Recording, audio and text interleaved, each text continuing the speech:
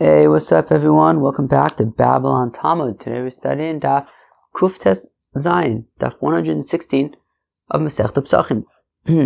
So I realized I forgot to write down, but the first thing we talk about is lechem oni. Okay. Then we discuss Haroses. How can we eat Haroses? Ma nishtana. We discuss the famous song of the Ma nishtana. And we discussed Rabbi Gamliel's opinion that Kol Shelo Amar Shlosha Dvarim Elu Lo Yatze Yedei Chovaso. Seeing yourself as though you left Egypt. Lots of things related to the actual Haggadah, which is pretty cool. So let's go weiter. We're going to start in Daf Kuftes Vav Mud Beis. 4 lines from the bottom. Amar Shmuel says, Shmuel Lechem Oni. The pasuk says that matzah is lechem oni. So what does that mean? Is it poor man's bread? What is it? Lechem she'onen olav dvarim. It is bread that you answer things about.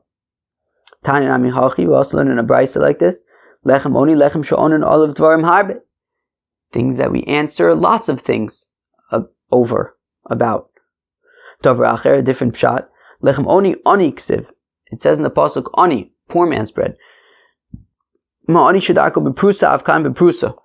just like a poor person, he may not necessarily have a full loaf of bread, or even if he does, he's not going to eat all of it in one shot. He's going to be dealing with pieces of bread. So also, avkan beprusa, also when we eat matzah, we take the middle one, break it in half, put half away for the afikomen, and then we eat the piece that's left over. Davar acher. A different explanation. Madarko shel ani hu masik vishto ofe avkan nami hu masik vishto ofe. Also, a poor person, when he bakes bread, so it's got to be a team effort. Meaning, and the reason is because if it's just a one person thing, so what'll happen is if he's putting together the fire and assembling the fire, and then he's got to start assembling the dough. So by the time he's done with the dough, the fire may have already cooled down and he doesn't really have anything else to keep the fire going because he doesn't have many resources. So what he has to do is he's got to create a team with his wife. His wife prepares the dough while he prepares the fire so that everything's ready at the same time and there's no waste. So here also when it comes to baking matzah, so you have to make sure in the interest of the dough remaining unleavened, so you have one person preparing the fire while the other person is preparing the dough, and everything will be ready at the same time, and that way there will be no chametz involved. So in that way, there is a link between a poor person and matzah. Afapishin Haroses mitzvah. We had said in the Mishnah that we bring out Haroses, and the Tanakh said even though it's not a mitzvah. So ve'ilo mitzvah mishum ma'isila. If Haroses is not a mitzvah, then why are we bringing it to the table? Okay, Rav Ami says because of kafa. What's kafa? I don't know. It's unclear. Akron or some weird something. I don't really get it, but it sounds like there's some. I don't think it's referring to worms right now. Although we did define it yesterday as worms. It's elusive, a shtickle. I don't know. How about this? I'll leave it up to you. You guys can define it however you want. Well, within these options. One option is worms, so you bring Haroset to kill worms. The other one is some kind of sharp flavor in the maror. So we want to kill either the worms in the maror or the sharp flavor in the maror. I don't know, something like that. Either way, I guess take the maror and dip it in the Haroset.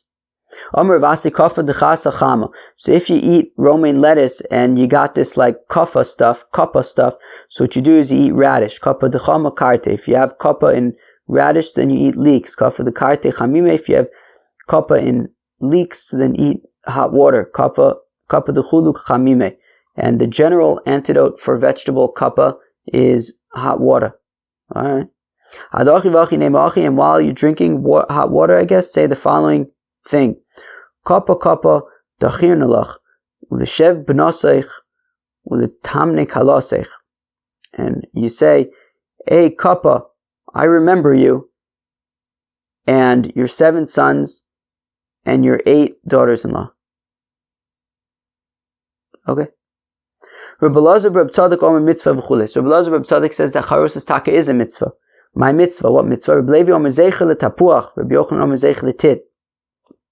So Rabbi Levi says that, you know what the mitzvah of Haroset is? It's to remember the apples. Which apples? As Rashi points out, that tachas hatapuach oraitich, that the Gemara in Sota says that the, what does it say? So yodos sham b'neim below etzev shelo yakiru ben mitzrim, that the women would birth their children quietly under apple trees so that the Egyptians would not notice. So to commemorate that, we have apples in the Haroset. Rabbi Yochanan says you make a very thick Haroset to remind us of the cement in Egypt. And Abaye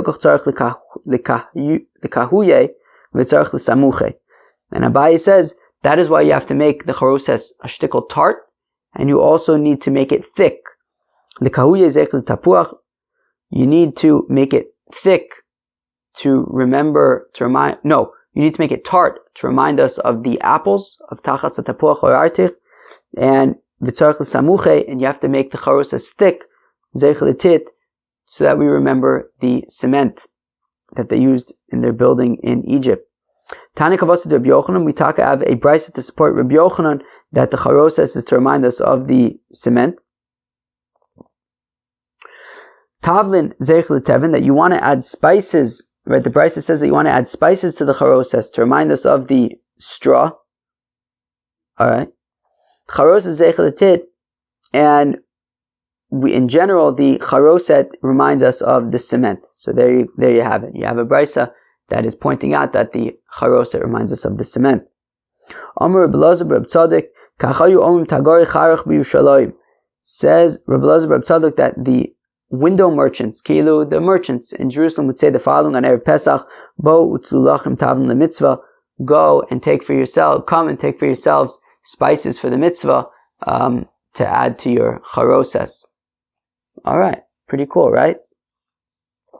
Says the Mishnah, Mazgulo kos sheni. Okay, so now we pour the second glass of wine, right? We had the first wine for Kadesh. We've already done Urchatz, Karpas, Yachatz. Now we're up to Magid. So we pour the second glass of wine. V'chana ben Shoel Aviv, and here the child asks his father, V'mein daz biven Aviv melamdo.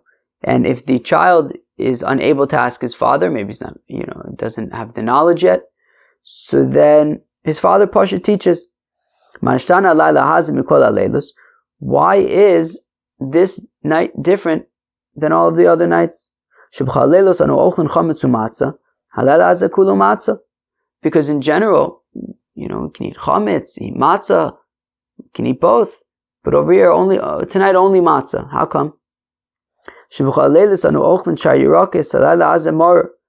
In general, we can eat whatever vegetables we want.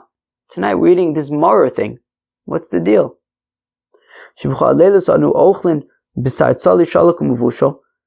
In general, we have, right, all the other nights, we have a choice. We could have meat that is roasted, meat that is boiled a lot, meat that is boiled a little. But tonight, we're only eating roasted meat. And as Rashbam points out, that would be during the time of the Beis HaMikdash. In the time of the Beis HaMikdash, this was the version of the nishtana that they had.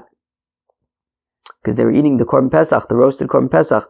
So now here there's a different girsa change, and we're going to go with that girsa change because it's consistent with the Gemara. So anu matbilin pam achas, that in general we dip once, as the Rashbam has pointed out on several occasions, that in the way that they would eat, their general way of eating was by dipping. They would dip things, and that was their normal way of eating. So in general they would dip once as part of the kilu, as part of their eating. But tonight we're dipping twice. We're dipping at the beforehand during the karpas, and then again we're dipping during the maror. And based on how much the child can handle, I don't know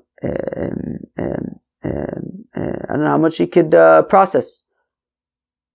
So Aviv Malamdo, so his father teaches based on what he can handle. We start with sort of negative nudniki kind of inyonim, and then we finish with on high, with praise. Vidorish, and we expound Me'arami Ovid Avi. What does it mean that my father was like a lost Aramean? Achigmor Kol Parsha Kula, until you complete the entire inyan of the Agada. Okay. Tana Rabbanon, the rabbis taught Chocham B'no Sho'alo. So if the child is smart enough, advanced enough, so then the child asks the father. And if he doesn't have a child who is able to ask him, so then his wife asks, says the nishtana for him. If he doesn't have a wife there and he doesn't have a child there who can ask, so he says it by himself. And even if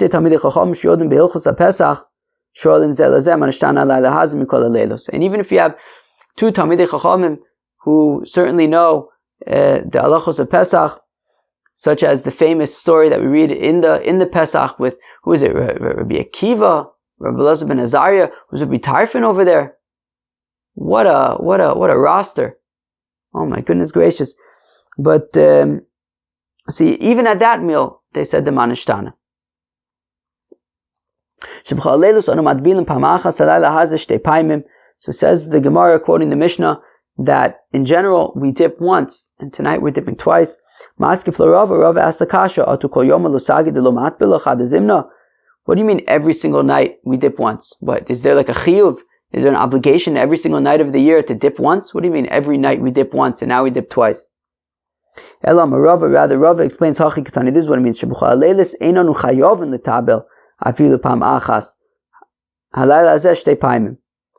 So Rava says, no, what it means is that in general, there's no obligation to dip.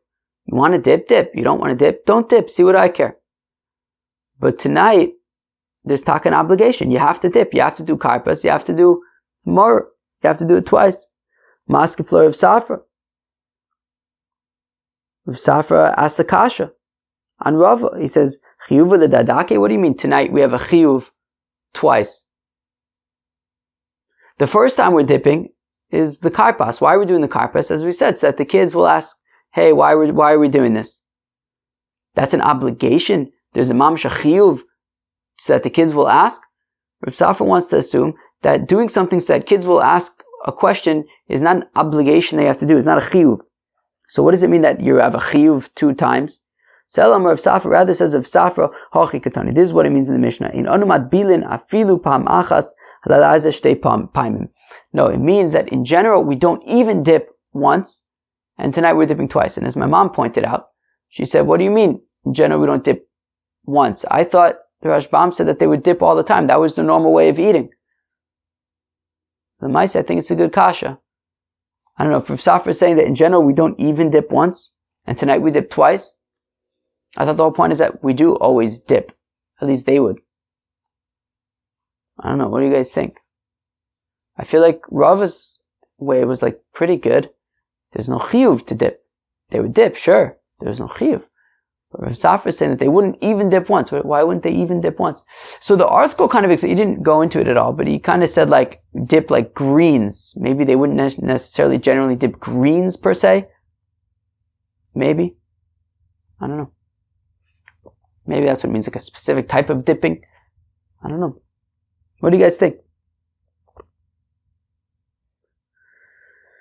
Where are we? Maschil bignus misayim b'shvach. So you start with sort of negative kind of things, but then we end with praise. My bignus, what is the negative thing? Rav says it's referring to the part of the Haggadah when we reference the fact that initially we were a bunch of idol worshippers. Ushmuel Amar Avodim Ayinu. Shmuel says that the Ginai is the fact that we were slaves. Amar Le Rav Nachman Daru Avde. So Rav Nachman Taka said to his slave Daru, Avde de Mapikle Mari Lecherus. If you have a slave and his master frees him, V'oiv Le Kaspa V'daiva, and gives him silver and gold, my boy le male. So what does the slave say to the master? So boy le oduyu l'shabuche. So Daru said, you should thank the master. Skip the next few words. Next line. Pasach v'amar avodim ayinu. Rav Nachman then says, wow, okay, once we got a first-hand account of what it means to be freed from slavery, he then proceeded to say the Haggadah of Avodah Mayinu, the fire of Mitzrayim, and how the Eibishter freed us from there. Zok the Mishnah, Rabbi Gamliel Hoya Omer, Rabbi Gamliel would say, Kol Shlo Omar, Shlosha Dvarim Eilu B'Pesach L'Yotzei Yedei Chavaso, Ve'elu Ein. Says Rabbi Gamliel, anybody who does not say the following three things at the Pesach Seder, he is not fulfilling his obligation, and these are them: Pesach, Matzah, Umar. You have to say Pesach, you have to say Matzah, you have to say Umar. Pesach Ashum, Shepasach Hamakom Abote Avasenu B'Mitzrayim. The reason why we have to say Pesach is because God passed over the houses of our fathers in Egypt. Shneimar, as the pasuk says, "V'martem zevach Pesach hu LaHashem shepasach v'gomer." That you will say that this is a paschal offering on account of that God passed over our houses in Egypt. Matzah. How come we have to say matzah? Because our fathers were redeemed from Egypt. Shneimar, as the pasuk says, that they baked the dough that they took out of Mitzrayim, and it continues, Ugos matzos kilo chometz, that they were matzahs. V'gomer. Mar al shum shemaru ha-Mitzrayim eschaya v'seinu b'Mitzrayim. The reason why you have to say mar is because the Egyptians made our lives in Egypt very bitter. Shneimar, as the pasuk says, V'yimaru eschayim v'gomer. It says straight in the pasuk that the Egyptians made our life bitter. Wow. In every generation, a person needs to see himself as though he left Egypt. Shneimar, as the pasuk says, and you will explain to your child on that day, saying, that for this reason the Eibishter did for me, he took me out of Egypt. Therefore we have to give thanks, lahalal, to praise, l'shabeach, to praise, l'fire, l'romim, l'hadir, l'varach, l'adar, l'kalis, all sorts of praise. To he who did for our fathers and for us, as all of these miracles. He freed us from being slaves. From being sad to being happy. From mourning to a holiday. From darkness to great light. From slavery to redemption. And we'll say before him, praised is God. Okay, and then until where does he go? This is, I believe, a reference to how far do we get in Hallel during Magid. Beishamai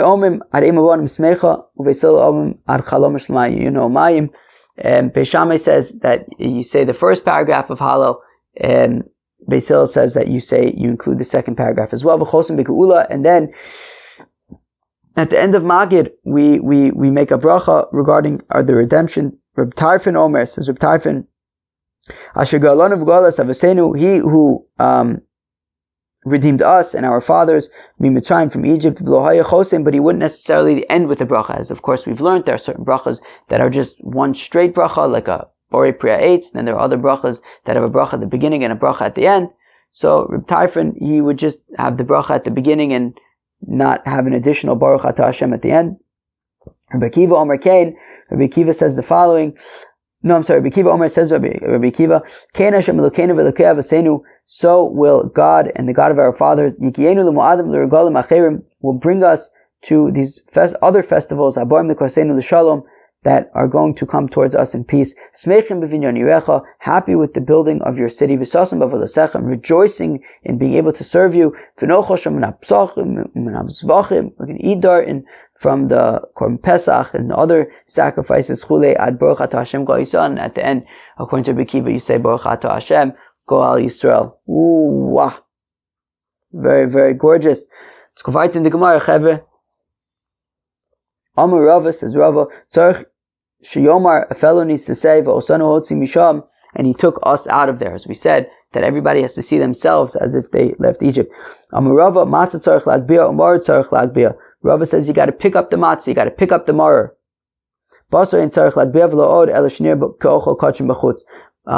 meat, however, do not pick up. And not only are you not supposed to pick up, davka, do not pick it up, because if you do, it seems like you had set aside this meat to be like a korban, and it becomes a shtickle mess. Just leave it darting on the plate. Amar Rav Acha bar Yaakov sumapatim lo maragada. So Rav Acha bar Yaakov, somebody who's blind, is not obligated to read the Haggadah, is potter from reading the Haggadah. Ksivacha, it says over here, by matzah bavur zeh, or by Haggadah, bavur zeh, for this reason. Uchsevasim, it says by ben sora umore. Everybody knows what a ben sora umore is? It's a nudnik. You have a child, he's a nudnik, so his parents kill him. So it says, b'neinu zeh, and it says over there also, this child. So just like it says, ba'avur zeh by Korban Pesach, and it says, b'neinu zeh by ben sora umore. Mal'alan prat l'suma, afkan prat l'suman. So just like we learn out there in the Gemara in Sanhedrin, that b'neinu zeh, that they have to be able to point at this child, and if they can't see him, they can't point at him. So therefore, if the parents are blind, then the child cannot be a ben sora umore. So here also, if you can't see the matzah, then you're pater from it. Ini, is this really true that people who are blind are pater from reading the Haggadah? Mereimar said, Shaltinu l'Rabbanan d'Rav Yosef. We asked the rabbis in the household of Rav Yosef. Now Rav Yosef was blind. Man Omar Agad d'Be Rav Yosef, Omar Rav Yosef, Omar Rav Yosef. So Mereimar said, look, we asked who would say that, who says the Haggadah in Rav Yosef's house. Rav Yosef is blind. Is he the one who says the Haggadah? And they said, yes, he's the one who says the Haggadah. Man Amar Agad d'Be Rav Sheshes, Amar Rav Sheshes. They wanted to know who says the Haggadah in Rav Sheshes' house. Rav Sheshes was also blind. They said Rav Sheshes says it. So on the one hand, we have Rav Acha bar Yaakov who's saying that somebody who's blind is pater from the Haggadah. Yet we also see that Rav Yosef and Rav Sheshes were blind, and they would read the Haggadah and be motzi other people. So what's going on? So Ksav Rabbanon Matzav B'zman Hazeh D'Rabbanon. So the Gemara wants to answer and say that, well, Rav Yosef and Rav Sheshes hold that matzah nowadays is only midrabanan anyways, and because it's midrabanan, they would be able to be motzi everybody else and saying the Haggadah. So the Gemara says, one second, does that imply that the reason why Rav Acha bar Yaakov says that blind people are patur from saying the Haggadah is because matzah b'zman hazeh is midoraisa? Rav Acha bar Yaakov udam matzah b'zman hazeh d'Rabbanan. Rav Acha bar Yaakov Taka clearly says that matzah nowadays is midorabanan. And therefore, if it's midorabanan, we want to make the argument that since it's midorabanan, that's why Rav Yosef and Rav Sheshes were able to say the Haggadah. Well, then Rav Acha bar Yaakov should say the same thing, which is that somebody who's blind is able to say the Haggadah since it's only midorabanan. So the Gemara answers, Rav Acha bar Yaakov holds kasavu called the takun rabbanan kein daraisa tikun, that anything that the rabbis made, any gzera d'Rabbanan, is in the same way as the daraisa. Kilu, if the Rabbanan said that we're going to eat matzah b'zman hazeh, so then we eat it with the same stringencies as though it were daraisa. And if we're going to say that if matzah is daraisa, so then somebody who is blind would be unable to lead the Haggadah because he's pater. So then, even though it's d'Rabbanan, the same halachos should apply.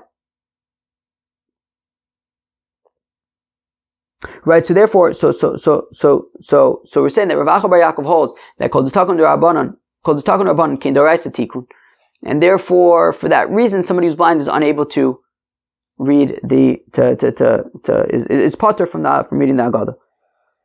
So now, frek the Gemara, Rav Sheshes Rav Yosef Nami Havada called the takun d'Rabbanan kin d'oraisa tikun.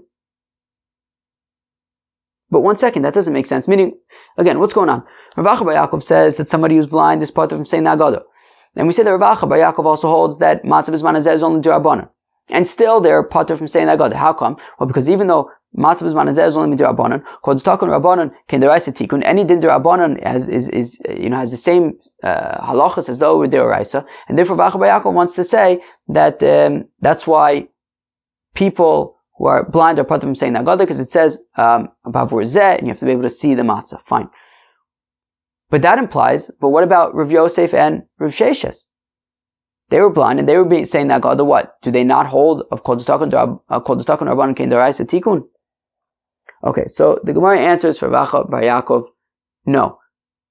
The Gemara answers for Rav Sheshes and Rav Yosef, right? So Rav Acha bar Yaakov had said that the reason why people who are blind are pater from saying the Haggadah is because we make a gzer shav. It says bavur zeh by matzah, and it says b'neinu zeh by ben sora umore. Just like by ben sora umore, suma is pater, so also by matzah and by Haggadah, people who are blind are pater.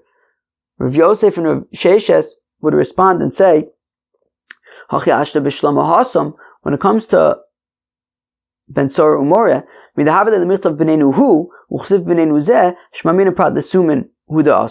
over there by Ben Sora Umore, it makes sense logically to say that blind people are excluded, that if the parents are blind, the child cannot be Ben Sora Umore, because the pasuk could have said B'neinu hu Ben Sora Umore. Why does the pasuk go out of its way to say B'neinu zeh Ben Sora Umore? It must be to teach that they have to be able to point at the child, and if they can't because they cannot see him, so then the child is going to not be a Ben Sora Umore. Aval hacha.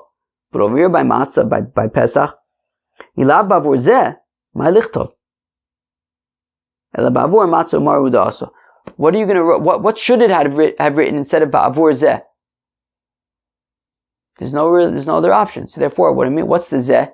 The zeh is specifically referring to matzah and maror, but it's not coming to exclude somebody who is blind, and that is why Rav Yosef and Rav Sheshes would lead the Seder and read the Haggadah even though they were blind, because they don't hold of the Gezer Shav of Rav Acha bar Yaakov. That was Daf Kuf Tezayin of Masechta Pesachim. I hope you enjoyed it very much. What did we discuss? At the very beginning, we discussed Lechem Oni. So we gave two general ideas, which is Lechem Sha'onin Olav Dvarim Harbe, bread that we answer all sorts of things. We say the whole Haggadah about it. The other one is Ani. It's written as Ani, so it's poor man's bread, whether because a poor person eats pieces and we eat like the broken matzah, as well as maybe a poor person needs to bake his bread very quickly, so here also we bake the matzah very quickly. We had two opinions regarding Haroset. Levi's opinion is that it's Zeichel Tapuach, that's why we add apples to the Haroset to add a little bit of tartness. Rabbi Yochanan says that it should be thick like cement, to remember the cement from Egypt. We discussed the nishtana. Okay. We see Rabbi Gamliel's opinion that Pesach, Matzah, and Maror, you have to say them, and if you don't, then you're not Yotzei your obligation. Everybody has to see themselves as though they themselves left Egypt, and we had a machlokas between Rav Acha bar Yaakov on the one hand and Rav Yosef and Rav Sheshes on the other about if blind people have an obligation to read the Haggadah. Rav Acha bar Yaakov says no. Rav Yosef and Rav Sheshes say yes. Chevra, have a great day. Peace out.